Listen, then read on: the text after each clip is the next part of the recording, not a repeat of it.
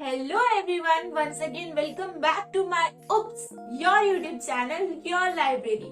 So today we will do a detailed discussion about CA Intermediate followed by these points, that is fee structure, articleship, both groups, single groups, syllabus, study material, etc., blah blah blah. So let's get started without any further delay. What is CA Intermediate examination? Let's start with a quick intro. CA Intermediate examination is the second stage of CA course and we have two options to appear for it. सबसे पहला option है direct route and second option is foundation route. So let's discuss about direct route. For direct route, for appearing in CA Intermediate through direct route, कुछ conditions होती है जो हमें fulfill करनी पड़ती है. तो सबसे पहली condition है कि आप एक graduate होने चाहिए हो और उसके बाद ही आप CA Intermediate के लिए directly appear कर सकते हो और आपको कुछ आर्टिकलशिप और ट्रेनिंग प्रोग्राम्स भी करने पड़ते हैं जिसके बाद ही आप एग्जामिनेशन के लिए अपियर हो सकते हो. तो सेकंड है हमारा. Now let's discuss about foundation route. Foundation में हमें जैसे कि फाउंडेशन या फिर जिसको पहले हम सीपीटी बोलते थे वो एग्जामिनेशन को क्लियर करना पड़ता है जिसमें हमें 400 में से इन एग्रीगेट 200 स्कोर करने होते हैं और इंडिविजुअली ईच सब्जेक्ट में हमें 40% स्कोर करना पड़ता है. और अगर हम ये क्लियर कर लेते हैं एग्जामिनेशन तभी हम सीए इंटरमीडिएट में आगे अपीयर कर सकते. So now let's talk about the registration process. सबसे पहले हम बात करेंगे through direct route. Direct route में आपको prior to the 9th month जब भी आप जोन सा भी अटेम्प्ट जिसके लिए आप अपीयर करने वाले हो अपने आप को रजिस्टर कर सकते हो. उसके बाद सर्टेन कंडीशन है जैसे ट्रेनिंग और आर्टिकलशिप वो फुलफिल करने के बाद आप एग्जामिनेशन के लिए अपीयर हो सकते हो. इन फाउंडेशन जैसे ही आपका फाउंडेशन का रिजल्ट डिक्लेयर होता है उसके बाद ही आप अपने आप को इंटरमीडिएट के लिए रजिस्टर कर सकते हो. दोनों ही ऑप्शन में आईसीए ने हमारे ऊपर छोड़ा है कंप्लीटली कि हम बोथ ग्रुप के लिए रजिस्ट्रेशन कराना चाहते हैं या फिर सिंगल ग्रुप के लिए रजिस्ट्रेशन कराना चाहते हैं. सो अगर हम सिंगल ग्रुप के लिए रजिस्टर करते हैं तो जैसे फॉर एग्जाम्पल अगर आपने अभी G1 के लिए अपने आप को रजिस्टर करा है तो आपको 13,000 पे करने पड़ेंगे और उसके बाद जब भी आप अपने आप को G2 के लिए रजिस्टर करेंगे तब फिर से आपको 13,000 पे करने पड़ेंगे. तो इन एग्रीगेट अगर आप ग्रुप वाइज अपने आप को रजिस्टर करते हैं तो आपको टोटल 26,000 पे करने पड़ते हैं. बट अगर आप एक ही बारी में दोनों ग्रुप के लिए रजिस्टर कर लेते हैं तो टोटल आपको 18,000 ही पे करने पड़ते हैं. So that is much better in terms of money also and other factors. Now study material. अब जैसे भी अपने आप को रजिस्टर करा है बोथ ग्रुप और सिंगल ग्रुप उसके बाद आईसीआई आपको क्या करती है कूपन प्रोवाइड करती है जिसको यूज करके आप फ्री ऑफ कॉस्ट तो नहीं कहेंगे बिकॉज उसकी कॉस्ट एक्चुअली आपकी रजिस्ट्रेशन फी में ऑलरेडी इंक्लूडेड होती है. वो कूपन यूज करके आप बुक्स ऑर्डर कर सकते हैं और विद इन 15 डेज जैसे ही आप वो ऑर्डर करेंगे बुक्स आपके घर पे डिलीवर हो जाएगी. तो now next most commonly asked question which attempt is applicable. Basically ये क्वेश्चन उन बच्चों के लिए जो फाउंडेशन रूट के थ्रू अपीयर कर रहे हैं. So, according to ICA guideline, there should be minimum 8 months gap between foundation and intermediate examination. So, let's take an example. I cleared my CA foundation in July 2021. So, next attempt that will be applicable for me for appearing for CA intermediate examination is May 2022. Before that, I cannot appear in December attempt for CA intermediate examination. So, अगर आप दिसंबर में अभी आपने अपने foundation के exams दिए हैं तो अब आप नवंबर 2022 में ही आपके इंटरमीडिएट के एग्जामिनेशन के लिए अपीयर हो सकते हैं. अब जब हमने ये डिस्कस कर ही लिया है कि हमारे लिए कौन सा अटेम्प्ट एप्लीकेबल है सो नेक्स्ट जो सबसे बड़ा क्वेश्चन आता है कि अब हम सिंगल ग्रुप या बोथ ग्रुप उसका कैसे हमें डिसाइड करना है कि क्या सिस्टम होता है. तो देखो अब जब आपको पता चल गया कि अब आपके लिए कौन सा अटेम्प्ट एप्लीकेबल है तो आईसीआई ने ये कंप्लीटली ये भी हमारे ऊपर छोड़ा है कि अकॉर्डिंग टू आर विल हम बोथ ग्रुप के लिए भी अपीयर हो सकते हैं और हम ग्रुप बाय ग्रुप भी अपीयर हो सकते हैं. Let's take an example. मैंने अपना जुलाई 2021 में फाउंडेशन क्लियर किया तो मेरे लिए जो अटेम्प्ट एप्लीकेबल है वो है मई 2022. तो अभी मेरी चॉइस है अगर मैं चाहूँ तो मई में मैं ग्रुप 1 और ग्रुप 2 दोनों के एग्जामिनेशन के लिए अपीयर हो सकती हूँ. और अगर मुझे लगता है कि नहीं मैं इतना ज्यादा प्रिपेयर नहीं हूँ दोनों ग्रुप देने के लिए तो मैं चाहूँ तो ग्रुप 1 मई में दे सकती हूँ और ग्रुप 2 नवंबर 2022 में दे सकती हूँ. ऑब्वियसली अगर हम बोथ ग्रुप देते हैं तो उसके अपने कुछ एडवांटेजेस होते हैं जो हम आगे डिस्कस करेंगे. Giving both group in a single attempt अगर आप एक ही बारी में दोनों ग्रुप देते हैं तो ऑब्वियसली आप एप्लीकेबल हो जाते हैं रैंक के लिए अगर आप रैंक की प्रिपरेशन करना चाहते हैं. और इसके अलावा आर्टिकलशिप में भी आपके लिए काफी ज्यादा इजी हो जाता है और आपका बिग 4 कंपनीज में आपकी आर्टिकलशिप के जो है चांसेस बढ़ जाते हैं. और यही कुछ आई थिंक यही मेन एडवांटेज होते हैं। इसके अलावा इट हार्डली आर्टिकलशिप, कब हमें अपनी आर्टिकलशिप स्टार्ट करनी होती है।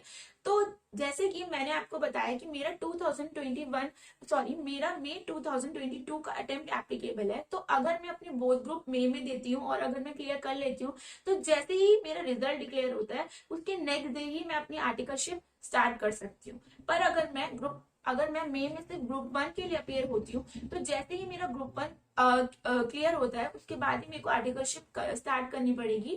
और आर्टिकलशिप के साथ ही मुझे ग्रुप 2 की प्रिपरेशन करते हुए नवंबर में मुझे ग्रुप 2 के लिए अपियर होना पड़ेगा। आप चाहो तो वेट भी कर सकते हो कि नहीं, मैंने मई में ग्रुप 1 दिया है, अब मैं नवंबर में ग्रुप 2 देके उसके बाद आर्टिकलशिप स्टार्ट करूंगा। पर उसका डायरेक्टली आपका इम्पैक्ट पड़ेगा, आपकी जो टाइम पीरियड है वो बढ़ जाएगी। 6 महीने से आपका जो आर्टिकलशिप का टाइम है वो बढ़ जाएगा, मतलब आप 6 महीने लेट सीए बनोगे।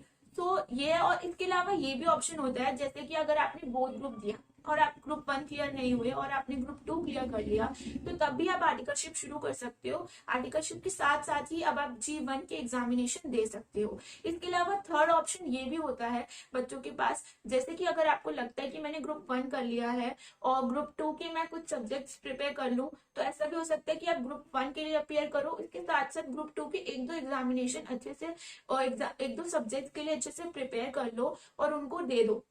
और अगर आपने उनमें एग्जाम्शन आ गई, आपकी 60 से ऊपर मार्क्स आ गए, तो वो आपके क्लियर माने जाते हैं। मीन्स कि अगर जैसे कि मैं अगर ब्रोथ ग्रुप देना चाहती हूँ G1 और G2, और अगर मैं G1 अपना पूरा क्लियर कर लेती हूँ और G2 में मेरे कुछ ऐसे सब्जेक्ट्स होते हैं जो मेरे सारे क्लियर नहीं होते, बट एक दो सब्जेक्ट्स उनमें से ऐसे होते हैं जैसे कि ऑडिट, FM, जिनमें मेरे 60+ आ जाते हैं, तो फिर वो सब्जेक्ट्स के एग्जाम मुझे दोबारा नहीं देने पड़ेंगे। आईसीए के अकॉर्डिंग वो मैं क्लियर कर चुकी हूँ। तो अब बस मुझे बाकी जो मेरे सब्जेक्ट्स रह गए हैं जिनमें मैंने 60 से बिलो स्कोर किया था और मैं पास भी नहीं हो पाई, मुझे सिर्फ वो देने पड़ेंगे। तो इसी को हम कहते हैं एग्जाम्शन एक्ट सिलेबस। तो सिलेबस में अगर हम कंपेयर करें सीए फाउंडेशन और सीए इंटरमीडिएट के सिलेबस को, वो भी तब अगर आप बोथ ग्रुप दे रहे हो, क्योंकि अगर हम ग्रुप वाइज देते हैं तो फिर इतना कोई बर्डन नहीं होता। मतलब आपका जो ग्रुप 1 का सिलेबस है वो आप आराम से, अगर आप एक एक ग्रुप करके देते हो तो आप आराम से प्रिपेयर कर सकते हो, फिर तो इतना कोई ज्यादा आपको बर्डन नहीं फील होता। पर अगर आप बोथ ग्रुप के लिए जा रहे हो एक ही अटेम्प्ट में, तो अगर मैं कंपेयर करूँ सीए फाउंडेशन का सिलेबस यहाँ है तो सीए इंटरमीडिएट का सिलेबस एक्चुअली यहाँ है।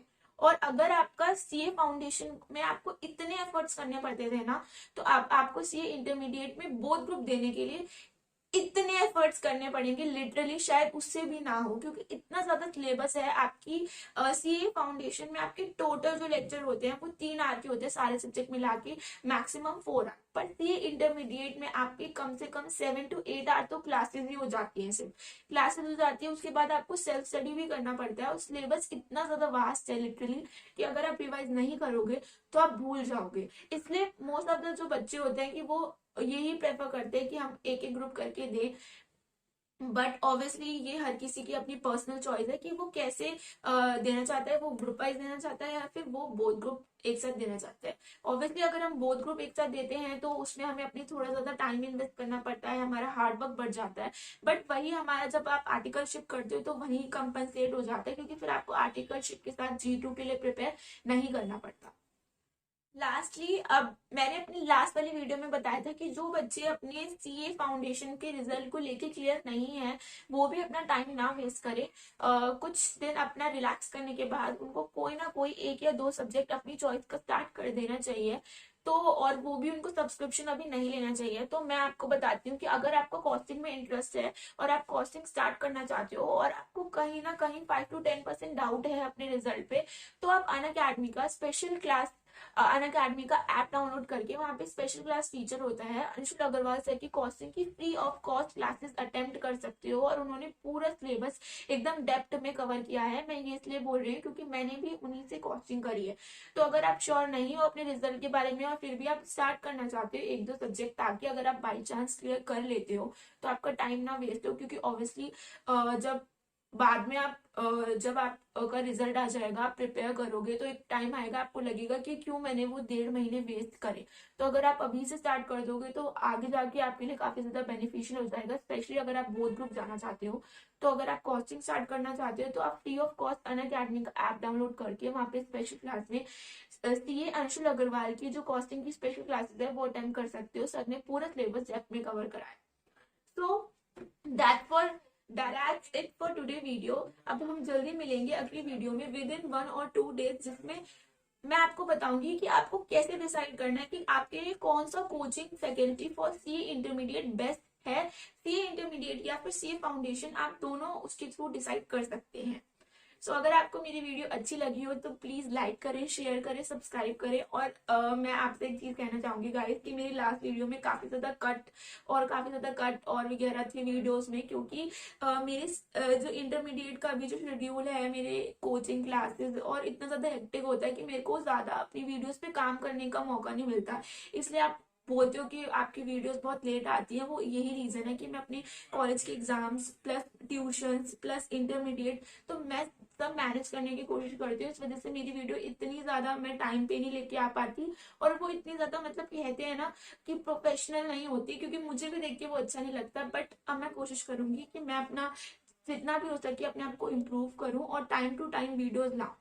तो अगर आपको अच्छा लगता है तो प्लीज लाइक करें, शेयर करें, सब्सक्राइब करें, क्योंकि व्यूज की बात नहीं है। जब आप लोग सपोर्ट करते हैं तो मुझे भी मोटिवेशन मिलता है कि नहीं, मुझे भी वीडियोस लानी है, मुझे वीडियोस बनानी है, और लोग मेरे लाइक में, आप मेरे लिए मेरे छोटे भाई बहन जैसे हो, मैं आपको गाइड करूँ जैसे मैं अपने भाई बहन को करती हूँ।